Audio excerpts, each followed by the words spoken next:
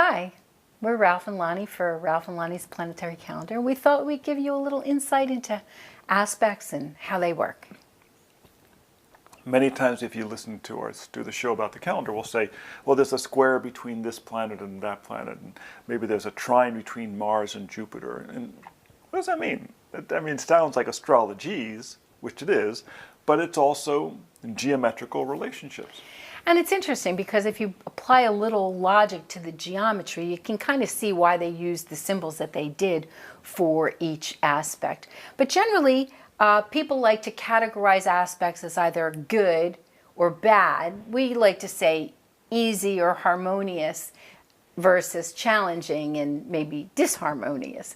And so the easier aspects are generally regarded as the conjunction, the trine, the sextile, because they create a relationship where the planets are separated by a certain number of degrees, but they have a point of commonality. Either they are in the same element, earth, water, fire, air, or they're in the same mode of operation. So they're either fixed or mutable or cardinal. So they share something in common, and it helps them kind of communicate with each other. It's helpful to think of these modalities and these nuances of these relationships as different languages. And so at least they understand each other's language. Exactly. And on the most basic level, conjunction means the planets are close. They're in typically the same sign. They're usually within 10 degrees of each other. So, well, 10 degrees if it's a light, less 5 3-degree orbs we use for other things that are not lights, and lights are generally the moon and the sun. And they're essentially kind of sitting on the same side of the table. You know, they're in close connection, and so they're working together, and they share qualities between them. And for instance, sometimes you'll have a planet in rulership, and you have another planet with it that is in what's called detriment. And rulership means it's very strong. Detriment means it's, like it sounds, not working. But because they're close, the planet in rulership that's strong shares that quality, improves the quality in the planet that's in detriment. They help each other out. Right, exactly. So that's the advantage of a conjunction many times. And also, they're doing things and they're not doing it by themselves. And then the sextile looks like a little star. And it means that they're a little bit apart, but far enough apart to kind of get a good angle on each other and get a good perspective. They're moving apart, but they, come to a point where they have a little bit of a perspective. And so a sextile is generally regarded as a harmonious aspect or an easy aspect. Right, and it's 60 degrees.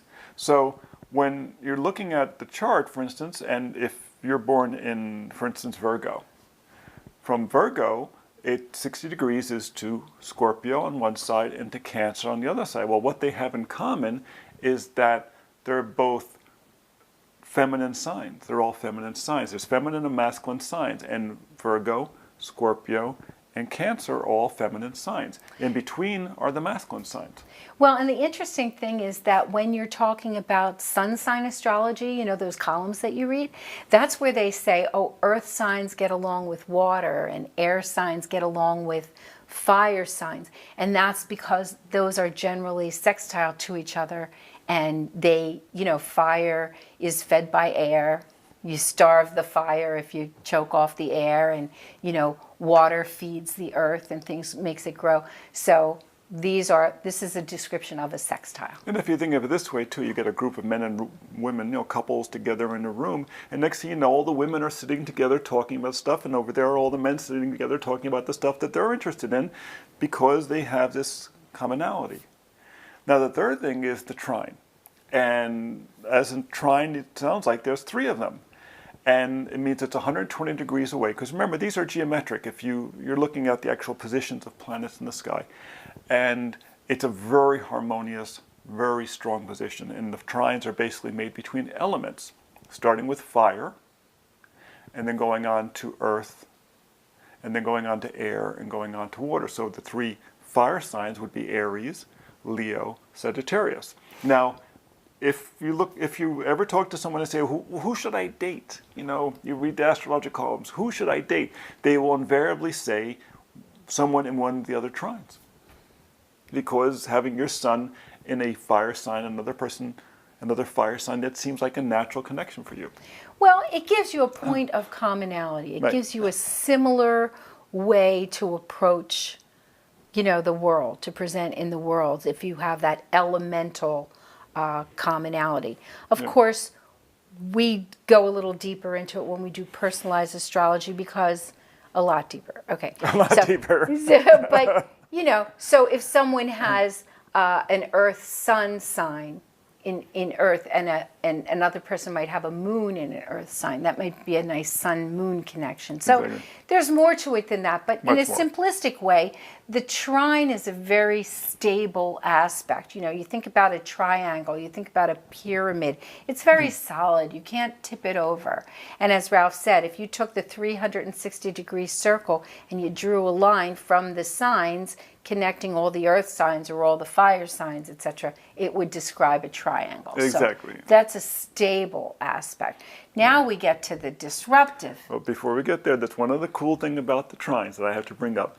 Among the Asian cultures who use the Chinese zodiac, they like to say you should find someone in a animal sign that's a trine to you. Well, the thing that's funny about that is it takes 12 years to go through that. So they would say, for instance, that the rabbit does well with the sheep, for instance, because in that situation, it's actually Jupiter, two Jupiter positions in a trine to each other. So therefore, many times the ages are different, but it's because Jupiter is about your ability to expand the parameters of your life, and therefore the person you're married to has a similar desire, a similar energy for expanding their parameters, expanding their horizons.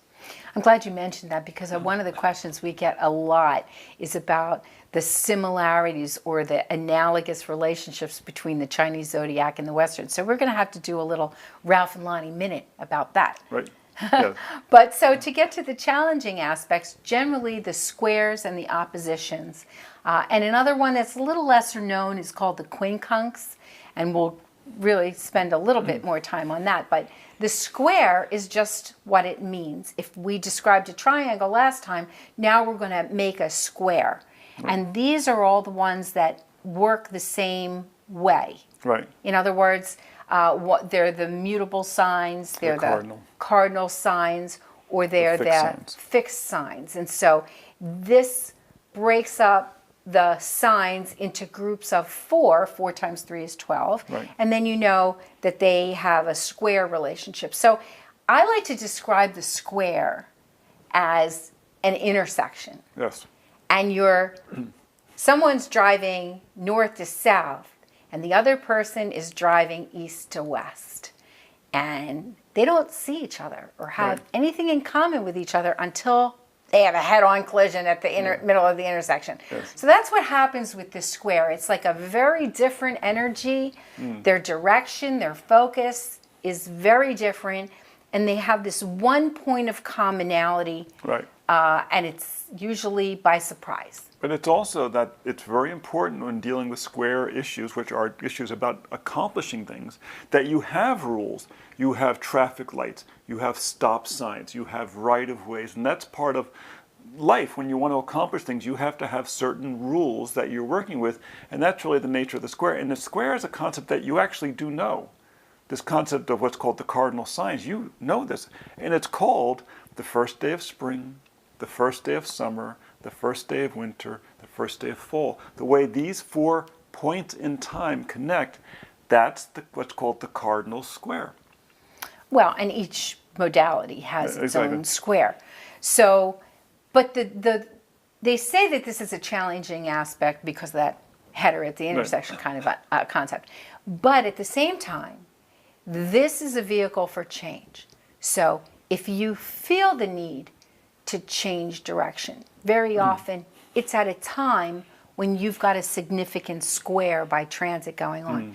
Otherwise, your life would just be the same old, same old. You north to south, you just keep traveling in the same direction, and pretty soon you're around the world, and you're coming back, and you're repeating the same kind of path. And that happens with people when they have a lot of trines and sextiles in their chart, but they don't have enough squares.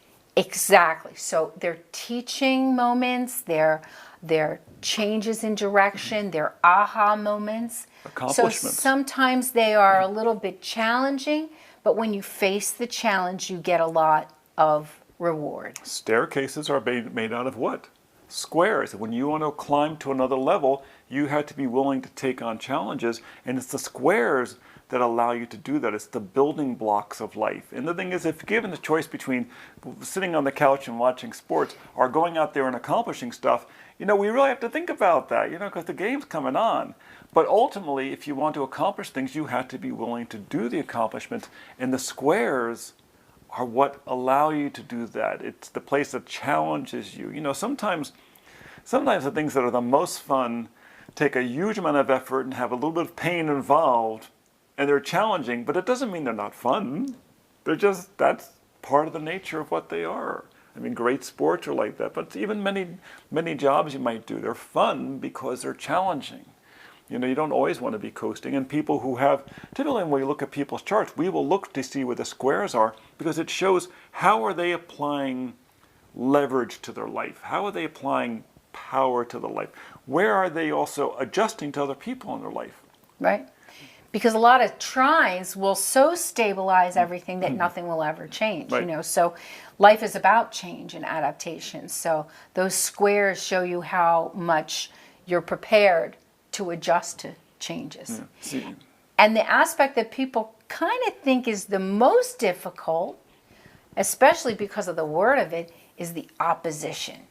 People don't want to be opposed. People don't want to encounter the opposition to them. But I really feel that an opposition is really a learning experience, is really a teaching moment, because when you are in a negotiation, you see one side of the coin, or in this case, one side of the calendar, and the person opposing you sees the other side. And so I say to the person, tell me what you're looking at. Oh, I see a picture and it's blue and there's people and there's big letters. And I go, what the heck are you talking about? It's little print, on a white background. Maybe Right. it's blue, but I can't really tell. It just looks kind of dark and there's a little barcode and everything. They say, what are you talking about? So if you reach the point where you can say, tell me what you see over here. And then I'm going to ask you what you see over here. And finally, through negotiation and back and forth and sharing, we can actually get the full picture. Whereas if this was the square, remember that crash at the intersection, then I'm seeing, oh, it's a rectangle and it's about 10 by 7 by 8 inches tall. And the person on the square is saying, no, it's not. what are you talking about? It's a straight line. quarter So inch. there's no point of Right. commonality or compromise in the square. You have to take another direction. But with the opposition, if you're willing to work together, you can share the information and then each of you has a more complete picture. Exactly. And not all squares are created equal. Some squares are much more productive about getting things done than other things. See, that's the thing with astrology, Opposition. is that in these types of aspects, are they going to be speaking the same language? In squares, for instance, you got, like, for instance, a square between Mercury and Virgo, right? These are both mutable signs, but they're a square in which both signs are ruled by Mercury, between Virgo and Gemini. Both ruled by Mercury. Did I get that any place close to right? I hope so. But because of this, they're both speaking the similar language. So even though it's a square, they're kind of like loggerheads, they'll still get a lot of stuff done. And you will find many times that Mercury and Virgos work in the same fields, and they work together. And the same thing with Jupiter ruled signs, Pisces and Sagittarius. It's a square between two signs that are ruled by the same planet, and so they speak the same language, and they can get a lot done. And once again, in those fields, many times you'll find in athletics, with horses, also with nonprofits, you have a lot of Sagittarius and a lot of Pisceans. So what you're saying is not all squares are created equal. Right, exactly. And I'm glad you brought up a thing about the languages. Yes. Because then this final quirky little yes. aspect called the quincunx. Yes. It's kind of an outlier there because it separates the planets by 150 degrees. Yes. It's not really a regular kind of an aspect, but even more so, the relationship between the planets, they don't share the same element, they don't share the same modality. It's like you are trying to have an army with troops coordinated on one side and on the other side. So you're trying to get this army to work together with 3 sets of troops, but none of them speak the same language. So this one is mutable, and this one is cardinal, and this one is fixed. And then this one might be, an earth sign and a fire sign and an air sign. So they don't have any point of commonality. And this aspect is called a quincunx, and things just happen like they fell out of the sky. Yes. And if you have a quincunx this way to one planet and a quincunx this way to another planet, that's a configuration that is then joined by a sextile at the wide end, and it's called a yod, or the finger of God. And when people have this kind of configuration, either natally or in their transits, like I said, things just fall out of the sky. They're like, I did not see that one coming. And sometimes you'll have part of it, and another person will have the other part of it, and when you meet, things just happen. I think we should do a whole thing about yods too. That would be quite unexpected. There you go. So I hope you know a little bit more about aspects, and we'll see you next time.